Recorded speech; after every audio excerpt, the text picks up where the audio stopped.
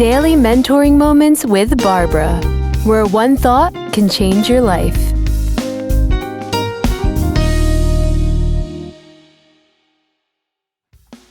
Hello, this is Daily Mentoring Moments with Barbara Littles, and I have a doozy for you today, something that people struggle with a lot, and that is having crucial conversations. Have you ever thought, I have a conversation that's absolutely necessary to have, but I don't know how to have this conversation. I don't want it to be hostile. I really don't like to confront issues directly, so perhaps I'll go to the group.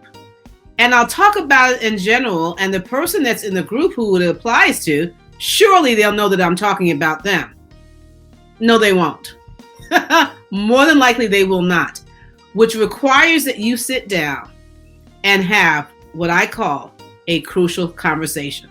A crucial conversation just means that this conversation is necessary to the relationship, it's necessary to the project, it's necessary to whatever it is that we are doing together, because there's something that's not quite working. So how do you have a crucial conversation, particularly if you are a person who doesn't particularly like confrontation? Now, when we hear the word confrontation, a lot of times we hear hostile, we hear argumentative, but I want to talk to you about having a crucial conversation from the place of engaging a person in a conversation where you probably have opposing viewpoints.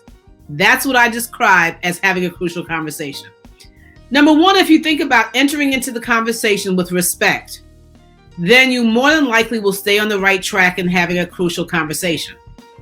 Number two, remember that you do not have the ability to control how a person will react, but you do have the ability to control how you proceed and how you respond within that conversation. Number three, make sure that as you enter into the conversation that you're not accusatory. Even if you're certain that whatever you're having the conversation about actually happened, that this person was responsible for it. Leave room for different perspectives. There may be something that you actually do not know. There may be something that was actually left out of the equation, and that piece of information may be critical to you in understanding the why and the how of whatever the situation is. Make sure you ask questions, and ask questions not in an accusatory manner, but ask questions as, help me to understand.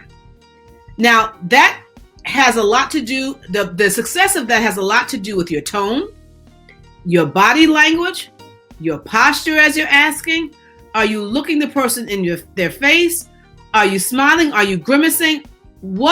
How are you asking the question? Because I've had many people that said, Barbara, I asked the question, I was very nice about it. And when I say to them, tell me how you asked the question, inevitably, they have asked the question, but there was an underlying tone in their asking the question that said, and I know that this is what happened. Okay? Next, make sure that you remind them, if it's a situation about something they didn't do, make sure that you remind them of their commitment. But remind them of their commitment in a way that says, oh, it was my understanding that you agreed to do A, B, or C. That leaves room for them to say to you, that is not what I agreed to do. And then you are able to walk through that and hash out that particular part of the conversation.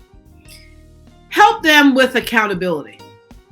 Say my desire really is to help you and to help myself. If I was off track, I want to make sure that we are on the same page and we're moving in the same direction, because this is critical to what we're doing. Make sure that you ask them, is there any way that I can help? Is there something that I can do? Now, a lot of times the person will say, no, there's nothing that you can do.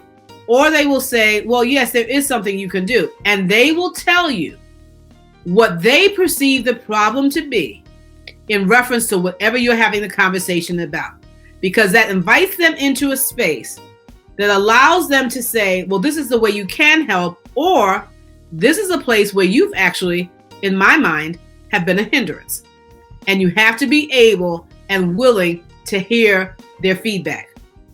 The other thing you have to ask, is there anything that's changed since we last talked about this, or first talked about this, where there would be a change in circumstances. That gives them the opportunity to say, yes, this has changed. When I committed to this, I was in this particular situation and now I'm not. Have empathy and make sure you let them know that I always want to be a person that you're able to come to. And what is very helpful is that when you have a change of circumstance, because sometimes we all do, make sure, I want you to know I have an open door, and make sure that whenever there's a change of circumstance, that you come to me and you let me know that, Barbara, I know I said I would do this, but this can't be done, or I don't think that I can do this right now, or I'm having a problem, or I need help. Rest assured that people are looking for you to invite them into a conversation. A crucial conversation does not have to be an ugly conversation. It just has to be a conversation that gets the job done. And don't be cowardly in your crucial conversations.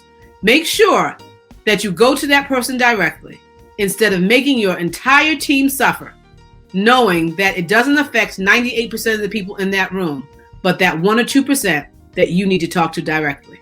This is Barbara Littles and Mentoring Moments.